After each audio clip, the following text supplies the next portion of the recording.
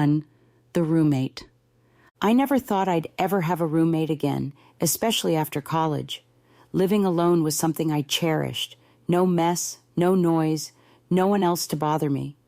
But life in the city is expensive, and when I found a new job downtown, it became painfully clear that my rent was going to cripple me. So, when Amanda replied to my Craigslist ad, I wasn't exactly thrilled, but she seemed like a decent fit. Quiet, polite, kept to herself. She worked nights as a nurse at the hospital, so we almost never saw each other. In a way, it was perfect. The first couple of weeks were uneventful.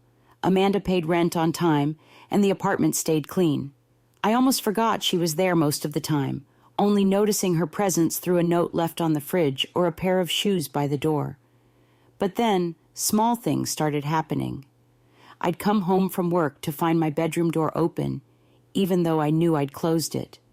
Or I'd notice my keys on the kitchen counter instead of on the hook, where I always left them. Little things, easily explained, right? I figured Amanda must have been looking for something, or maybe I'd just forgotten to close a door in my rush to get to work. No big deal. But it kept happening. The door thing really started to bug me. I'd make sure to lock it before bed, only to wake up and find it slightly ajar. Once, I even put a shoe in front of the door as a test, thinking Amanda was going into my room while I was out. But when I woke up the next morning, the door was open, and the shoe was in the exact same place. No creaking floors, no sound of footsteps, just an open door. Then came the footsteps. The first time I heard them, it was around 3 a.m. I'd been drifting in and out of sleep when I was jolted awake by the sound of someone walking in the hallway. Slow, deliberate steps, like someone pacing. I figured it was Amanda getting ready for a night shift, but something about the rhythm was off. It wasn't the kind of hurried footsteps you'd expect from someone late for work. It was too slow. I checked the time, 3:12 a.m. Amanda wasn't supposed to be home. I lay there, holding my breath, listening as the footsteps moved closer. They stopped right outside my bedroom door. The doorknob rattled once, twice, and then it stopped. I sat up, heart pounding, and called out softly, "Amanda?" No response. In the morning, I confronted her, asking if she'd come home early. Amanda looked at me like I'd lost my mind. "I wasn't home last night. I worked until 7 a.m., she said, her voice laced with confusion. "Are you okay?" I wasn't okay. The footsteps, the rattling doorknob, the open door, it couldn't all be in my head, right? I started locking my door with a key every night, and for a while, the footsteps stopped. But I knew better than to think it was over. 2 weeks later, I woke up again in the dead of night. This time, the footsteps were different. They were heavier, faster, like someone was rushing down the hall. The sound echoed through the apartment, growing louder and louder until they were right outside my door. I could hear the labored breathing of someone or something just on the other side. Then, the doorknob rattled violently. My heart stopped. I scrambled to my feet, pressing my ear against the door, trying to listen for any sign of what was on the other side. My hand trembled as I reached for the lock. But before I could do anything, the door swung open. Nothing. The hallway was empty. I stood frozen for what felt like hours, staring into the dark corridor. I didn't sleep for the rest of the night. The next morning, I packed my bags and told Amanda I was moving out. "What happened?" she asked, concerned. "I can't explain it," I said, my voice shaky. "But I think there's something in this apartment, something that wants in." I never went back to the apartment, and Amanda moved out a week later, but every now and then I still wake up at 3:12 a.m., expecting to hear those footsteps again. 2. The whispering walls. When I moved into the old house, I didn't expect much. It was a rental, cheap and a bit rundown, but I needed a place to stay while I figured out my next move. The landlord was eager to rent it out, and I didn't ask too many questions. I was just happy to have a roof over my head. The house was quaint, nothing remarkable, a 2-story place with creaky wooden floors and drafty windows. It was the kind of house that felt lived in, like it had stories to tell. But as the days passed, I started to notice something strange. It began with the whispers. At first, I thought it was just the wind or the house settling. The old walls creaked and groaned, and I wasn't the type to get spooked easily. But the whispers, they were different. I'd be sitting in the living room, reading or watching TV, and I'd hear them. Faint, almost like a breeze, but unmistakable. Words, too soft to make out, coming from the walls. I'd pause, listen carefully, and then it would stop. Silence. I told myself it was nothing. Maybe the neighbors, even though the nearest house was a good 100 feet away. I wasn't scared. Not yet. But the whispers kept coming. Every night around the same time, I'd wake up to the sound of hushed voices. Sometimes they'd be right next to my bed. Other times, they'd be downstairs in the living room, always soft, always just on the edge of hearing. But no matter how hard I listened, I couldn't make out what they were saying. One night, the whispers got louder. I was lying in bed, trying to fall asleep, when I heard them again, this time closer than ever before. The words were clearer now, but still too jumbled to make sense. I sat up, my heart racing, and pressed my ear against the wall. That's when I felt it. Something cold and smooth brushed against my cheek. I jerked back, gasping, my skin crawling. I turned on the light, scanning the room for any sign of what had touched me, but there was nothing. Just the bare walls, as they'd always been. I tried to laugh it off. Maybe it was just my imagination, playing tricks on me. But the feeling lingered, the sensation of something, no, someone watching me. The next day, I called the landlord. "Has anyone ever mentioned hearing things in this house?" I asked, trying to keep my voice casual. The landlord paused. "No? Nothing like that. Why? What have you heard?" I hesitated. I didn't want to sound crazy. Just noises, whispers mostly. There was another pause, longer this time. "Old houses make noise," he said finally, his voice tight. "It's probably nothing." I didn't press the issue. But that night, the whispers came back, louder than ever. This time, they were unmistakable. I could hear them clearly, as if someone was standing right next to me, speaking softly into my ear. I sat up in bed, my heart pounding. The whispers seemed to be coming from the wall again, so I did what any rational person wouldn't. I pressed my ear against it. And then I heard it. A voice, clear as day. "I'm still here." My blood ran cold. I jumped out of bed, my mind racing. What the hell was going on? The next morning, I started looking into the house's history. It wasn't hard to find. Turns out, the house had belonged to an old couple, Mr. and Mrs. Holloway. They'd lived there for nearly 50 years before Mrs. Holloway passed away. A few years later, Mr. Holloway disappeared. No one knew where he'd gone, and no body was ever found.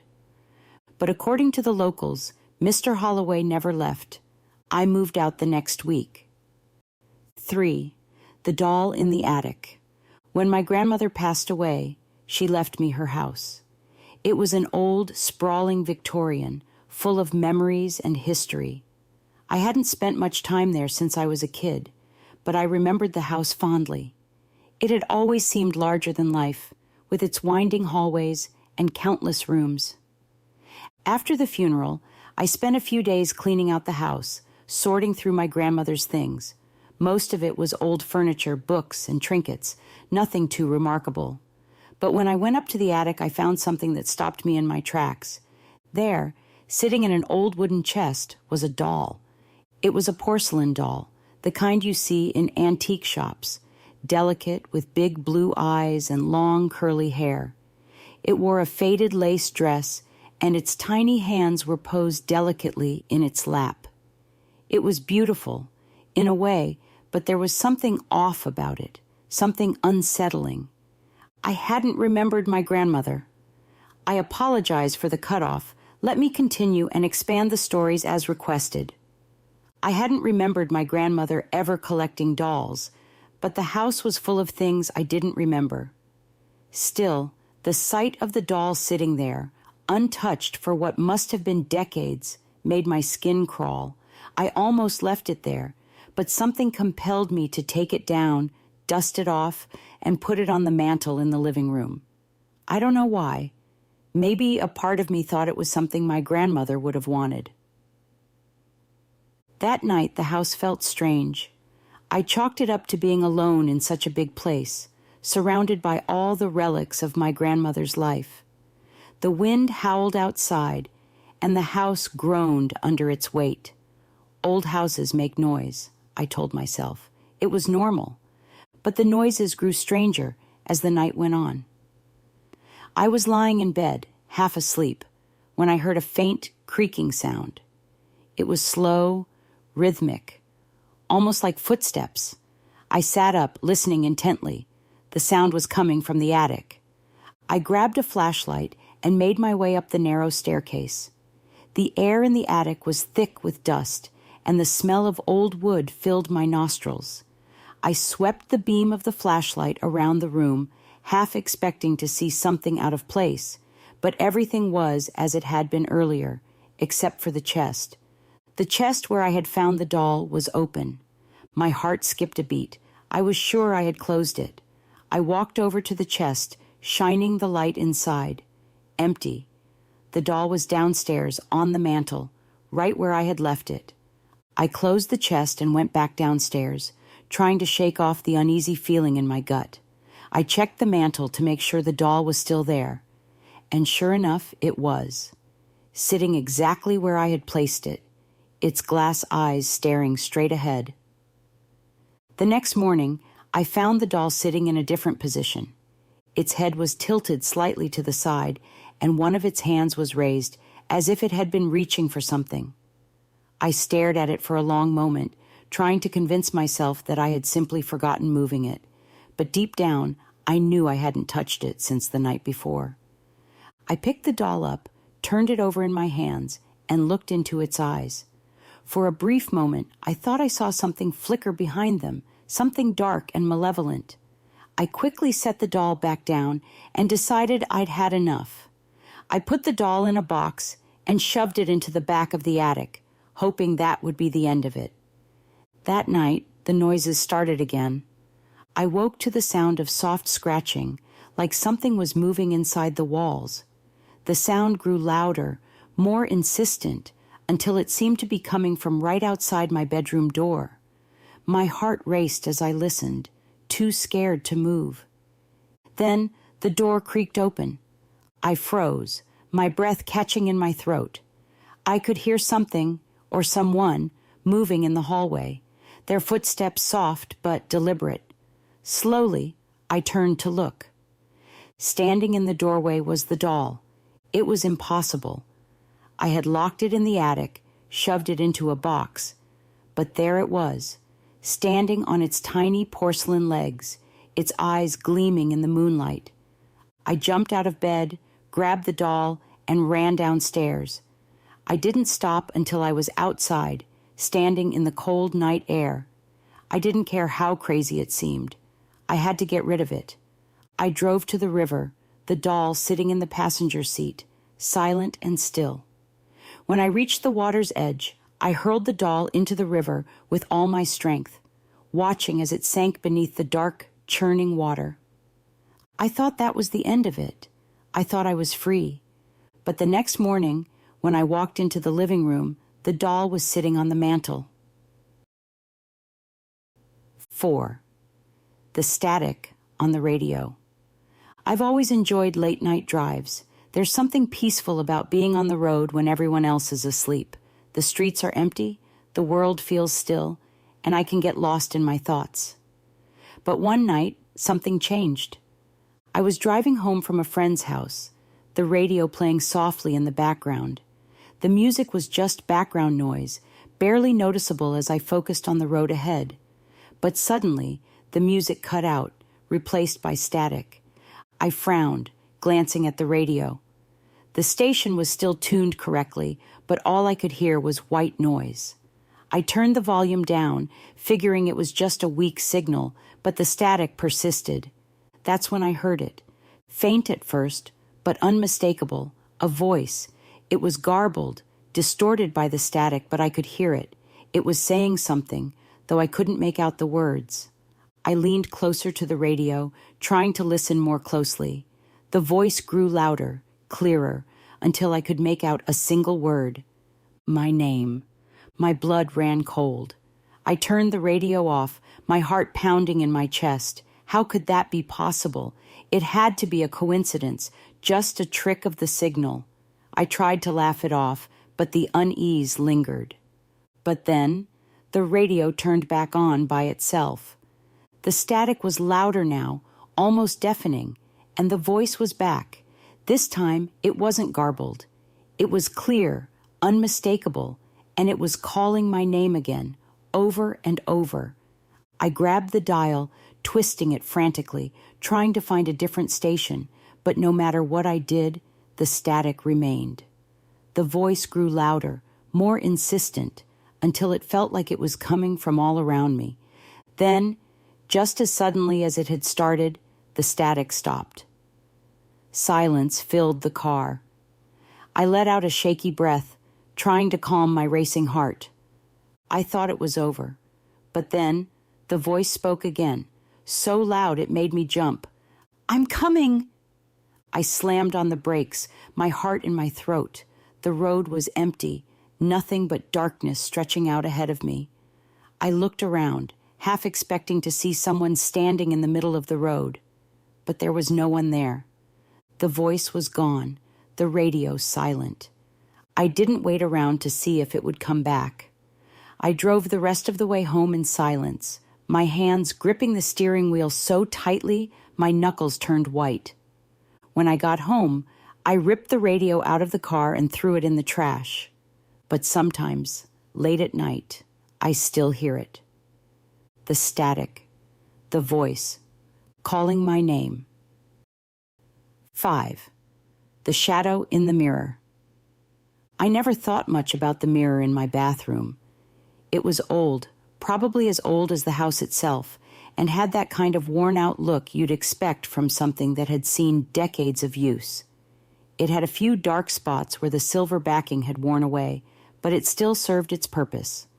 I'd lived in the house for almost 2 years, and the mirror had never given me any reason to notice it until recently. The first time it happened, I thought it was just a trick of the light. I was brushing my teeth before bed, staring at my reflection, when I noticed something in the background. At first, it was just a dark smudge, barely visible in the lower corner of the mirror. I figured it was a shadow, cast by something in the room. But then, the smudge moved. I froze, staring at the mirror, my toothbrush hanging from my mouth. The shadow was still there, faint but distinct, shifting slowly in the background of the reflection. I turned around, expecting to see something, or someone, standing behind me. But the room was empty. I turned back to the mirror, heart pounding, but the shadow was gone. I tried to laugh it off, telling myself it was nothing, maybe just my tired eyes playing tricks on me. But deep down, I couldn't shake the feeling that something wasn't right. Over the next few days, the shadow returned. Each time, it was a little clearer, a little closer. It always appeared in the mirror, always in the background, and always for just a moment before disappearing. At first, it seemed to be standing still, like it was waiting. But as the days passed, it started moving. The shadow would drift slowly across the reflection, sometimes lingering behind me, other times hovering just at the edge of the glass. I tried to ignore it, tried to tell myself that it wasn't real. But it became harder and harder to convince myself. One night, I woke up in the middle of the night, my mouth dry and my heart racing. I wasn't sure what had woken me, but I felt uneasy, like something was watching me. I lay there in the dark, listening to the sounds of the house settling around me. That's when I heard it, a soft, almost imperceptible whisper. I couldn't make out the words, but the tone was clear. Someone was speaking. I sat up in bed, my eyes scanning the room for the source of the sound. That's when I saw it. The mirror. Even in the darkness, I could see the faint outline of the shadow, standing in the mirror. It was clearer now, more defined, and it was standing right behind me. I turned around, expecting to see someone there, but once again, the room was empty. I turned back to the mirror, my heart racing, and that's when I realized something that made my blood run cold. The shadow wasn't just in the mirror, it was coming out of it. I could see its dark, twisted form reaching out of the glass, its hand, if you could call it that, stretching toward me. I scrambled out of bed, my breath coming in short, panicked gasps. The shadow seemed to hesitate, hovering just at the edge of the glass, as if it couldn't quite cross the threshold. I backed away slowly, never taking my eyes off the mirror. The shadow remained there, watching me, its hand still outstretched. I didn't sleep for the rest of the night. The next morning, I called a handyman and had the mirror removed. I didn't care how much it cost, I just wanted it gone. But even with the mirror gone, I can't shake the feeling that the shadow is still there, watching me from somewhere just beyond the glass. 6. The Man at the Window. I moved into my apartment a little over a year ago, and for the most part, it's been great. The rent is affordable, the neighborhood is quiet, and the second-floor view gives me a nice bit of privacy. Nothing remarkable, but I'm content here. That was until I started seeing him. The first time I noticed the figure was late one evening. I'd just finished a long day of work and was unwinding in front of the TV when I caught a glimpse of something out of the corner of my eye. A shadow, outside the window. At first I thought it was just a bird or maybe a trick of the light, but when I turned to look, I saw him. A tall, dark figure standing outside my window, staring in. My apartment's on the second floor, so there's no way anyone could be standing out there. But there he was, his outline dark against the night sky, motionless. I blinked, rubbed my eyes, and when I looked again, he was gone. I didn't think much of it at the time, chalking it up to exhaustion or maybe a lingering nightmare from the night before. But then, it happened again. The next night, I was reading a book when I saw him. Same place, standing outside the window, watching me. This time, I didn't blink. I just stared at him, my heart pounding in my chest. He didn't move. He just stood there, silent and still, his face obscured by the shadows. I got up, cautiously approaching the window, my pulse racing, but by the time I reached the glass, he was gone. Over the next few weeks, the figure appeared almost every night, always in the same spot, always staring in. I tried to ignore him, tried to go about my life as if nothing was wrong, but his presence was impossible to ignore. Every time I turned my back, I could feel his eyes on me. One night, I decided to confront him. I waited until he appeared, right on schedule, and then I rushed to the window, determined to catch him off guard. I yanked the blinds open, but the figure had already vanished. But this time, I noticed something different. Handprints. There were handprints on the glass, small, faint, but unmistakable. They were smeared across the window, as if someone had pressed their palms against it from the outside. I ran my fingers over the prints, feeling the cold glass beneath my skin. But here's the thing, the handprints weren't on the outside. They were on the inside. I stumbled back, my mind racing. How could that be possible? I hadn't touched the window, hadn't even opened it in weeks. But the handprints were there, clear as day, and they hadn't been there before. I didn't sleep that night. I couldn't shake the feeling that the man at the window wasn't just watching me anymore. He was trying to get in. The next day, I called my landlord and asked if there had ever been any issues with the apartment. He seemed surprised by my question. "No, nothing like that. It's a quiet building. You're the first tenant in that unit in years." That last part stuck with me. Years? I asked what he meant, and he hesitated before explaining that the previous tenant had disappeared, just vanished one day, leaving behind all their belongings. I didn't ask any more questions, but now, every night, I can't help but wonder if the man at the window had something to do with it. If maybe, just maybe, he's looking for someone new to take. 7. The smell in the basement. When I first moved into the house, I knew the basement was going to be a problem. It was one of those cold, damp spaces that felt like it hadn't seen sunlight in years. It smelled bad the first time I walked down there, a musty, stale scent, but I figured that was normal for an old house. It was something I could deal with later. But as the days went on, the smell didn't go away. If anything, it got worse, stronger, rotting.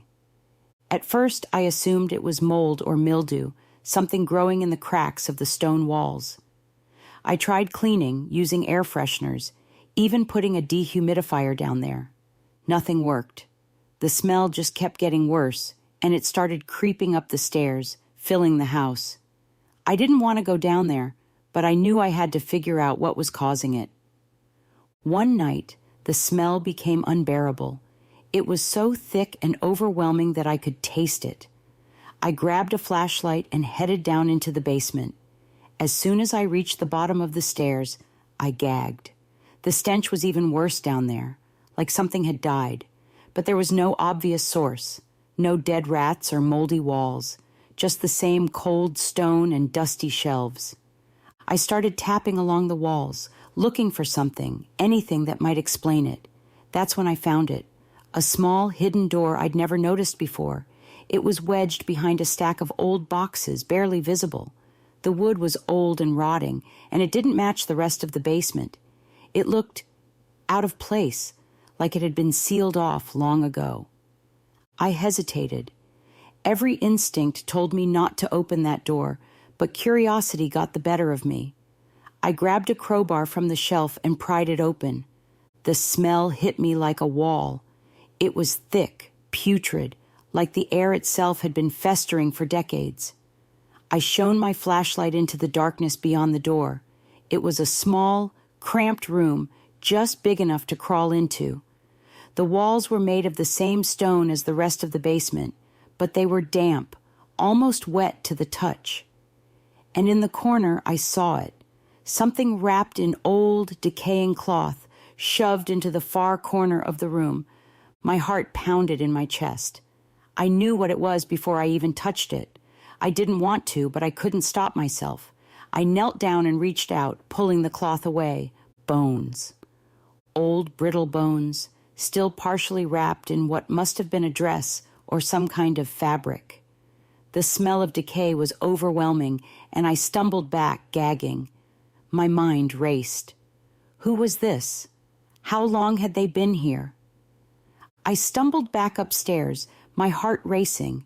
I didn't know what to do. Should I call the police? The landlord? Who would believe me? I locked the door to the basement and tried to forget about it. But that night I dreamed of the basement. I dreamed of someone or something standing at the bottom of the stairs, watching me. The next morning, the smell was gone. But I couldn't shake the feeling that I wasn't alone in the house anymore. 8. The knock on the door. It was late, past midnight, and I was getting ready for bed when I heard it. The knock on the door.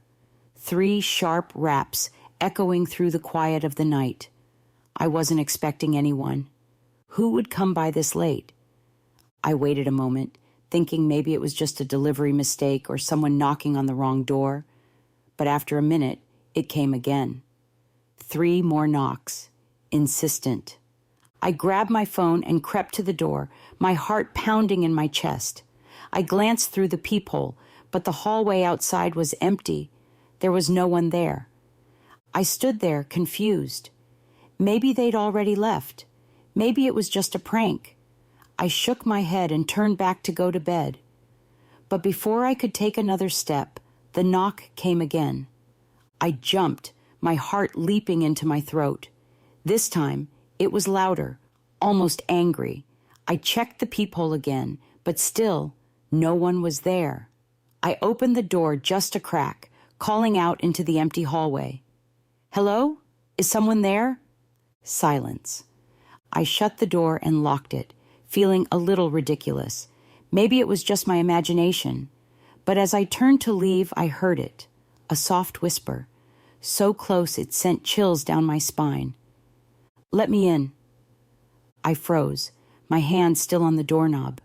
The whisper was so clear, so real, but there was no one there. I looked through the peephole one last time, praying I wouldn't see anything. The hallway was still empty. I locked the door and went to bed, but I couldn't sleep. I kept thinking about the knocks, about the voice. Who or what wanted to come in? The next night, it happened again. The same 3 knocks, the same empty hallway. But this time, the whisper was louder, more insistent. "Let me in." I ignored it, pulling the covers over my head, trying to block out the sound. But the knocking didn't stop. All night it continued. 3 knocks, silence, 3 knocks, over and over, until I thought I would go mad. I called the police the next morning. They came by, checked the hallway, but found nothing. "It's probably just some kids playing a prank," they said. "Let us know if it happens again." But I knew it wasn't a prank. The knocks weren't random. They were precise, purposeful. And the voice, it wasn't human. The next night, I didn't answer the door. I didn't even get out of bed. I lay there, listening to the knocks, counting them, trying to ignore the voice that whispered between each one. "Let me in." I haven't answered the door since, but the knocking hasn't stopped. Every night, at exactly midnight, it comes. 3 knocks, silence, 3 more. The voice is louder now, more demanding, and I know deep down that one day I'll have no choice but to open the door. 9. The doll that followed me. It started as a joke. I was at a flea market with some friends, and we stumbled across a stall filled with old, creepy dolls. Most of them were cracked or missing limbs, their glass eyes dull and lifeless. But one doll stood out. It was old, its porcelain face chipped in places, and its left eye was missing. Its dress was tattered and stained, and its hair was matted and uneven. It was the kind of doll you'd see in a horror movie, the kind that would sit in the corner of a room and watch you with those blank, unblinking eyes. Naturally, I bought it. I thought it would make a funny gag gift for my friend who loved creepy things. We laughed about it, took some pictures with the doll, and then I brought it home. I tossed it in the corner of my room, planning to give it to my friend the next day. But that night, something strange happened. I woke up in the middle of the night to the sound of something scraping across the floor. It was faint, barely audible, but it was enough to wake me. I sat up in bed, rubbing my eyes, and looked around the room. That's when I saw it. The doll. It was sitting on the floor in the middle of the room, staring up at me with its one remaining eye. I could have sworn I left it in the corner, nowhere near where it was now, but maybe I'd just moved it without thinking. I shook my head, picked the doll up, and put it back in the corner. The next morning, I found the doll on my kitchen counter. I was sure I hadn't touched it. I hadn't even been in the kitchen since the night before, but there it was, sitting there, staring at me with that same blank expression. I tried to laugh it off, telling myself it was just a weird coincidence. Maybe I'd moved it in my sleep or something. But deep down, I felt uneasy. Dolls don't move on their own. Over the next few days, the doll started appearing in different places around the house. I'd find it on the couch, on my bed, even in the bathroom. Each time I was sure I hadn't moved it, but I tried to ignore it, telling myself it was just my imagination. But then, one night, I woke up to find the doll sitting on the foot of my bed. That was the last straw. I grabbed the doll and threw it in the trash, determined to be rid of it for good. I felt a sense of relief as I watched the garbage truck drive away, taking the doll with it. But the next morning, the doll was back. It was sitting on the kitchen counter, just like before, its one remaining eye fixed on me. I stood there staring at it in disbelief. How was this possible? I grabbed the doll and drove to the nearest dumpster, tossing it in without a second thought. I watched it disappear into the pile of trash, and for a moment I felt relieved. But when I got home, the doll was sitting on my bed waiting for me. 10. The old phone. I found the phone by accident, really. It was buried under a pile of junk at a flea market, hidden among old picture frames and broken clocks. At first glance, it didn't seem like much. A dusty old rotary phone, the kind you'd expect to see in a black and white movie. But something about it intrigued me. Maybe it was the faded, cracked paint, or the heavy, reassuring weight of it in my hands. I didn't need a phone, especially not one this outdated, but I bought it anyway. $5 and it was mine. When I got it home, I cleaned it up, wiping away the layers of dust and grime. It didn't work, of course, not without a proper phone line, and I didn't have one. Still, it looked cool, a nice little piece of vintage decor for the corner of my living room. I set it on a small table by the window and forgot about it. That night, I was sitting on the couch reading when I heard it. The phone rang. At first, I thought I'd imagined it. It was late, I was tired, and the house was quiet. Too quiet. But then, it rang again. That old mechanical trilling sound that used to be so familiar before cell phones took over. I stared at the phone, disbelief settling over me. It couldn't ring. It wasn't connected to anything. But it rang again. My heart pounded in my chest as I slowly stood up, unsure of what to do. It was just a phone, I told myself. It couldn't hurt me. But the ringing continued, relentless, filling the silence of the room. Against my better judgment, I picked up the receiver. Hello? There was no answer. Just static, a low hissing sound that seemed to come from far away. I waited, listening to the static, feeling a strange chill creeping up my spine. Then, just as I was about to hang up, I heard a voice. I'm coming. The words were faint, barely audible over the static, but I heard them clearly. I dropped the phone, the receiver clattering against the table as I stumbled back, my heart racing. What the hell was that? I stared at the phone for a long time, waiting for it to ring again, but it didn't. The room was silent once more, as if nothing had happened. Maybe it was a prank, I told myself, a crossed signal or something, but deep down, I knew better. There was no way that phone could have rung. It wasn't connected. I didn't sleep much that night. The next day, I tried to forget about it. I told myself it had been a weird dream, that I'd imagined the whole thing. But when night fell, I couldn't shake the feeling of unease. I kept glancing at the phone, half expecting it to ring again. And then it did. I nearly jumped out of my skin as the shrill ring echoed through the room. I didn't want to answer it. Every instinct in my body screamed at me to leave it alone, but I couldn't help myself. My hand reached out, shaking, and I picked up the receiver. Hello? This time there was no static, just silence. I waited, my heart thudding in my chest, my breath coming in shallow gasps. Then the voice came again, clearer this time. I'm coming! I slammed the receiver down, my hands trembling. I couldn't stay in the house. I grabbed my keys and bolted for the door, my mind racing. Where could I go? Who could I tell? No one would believe me. But as I reached for the doorknob, the phone rang again. I froze, my hand hovering over the knob.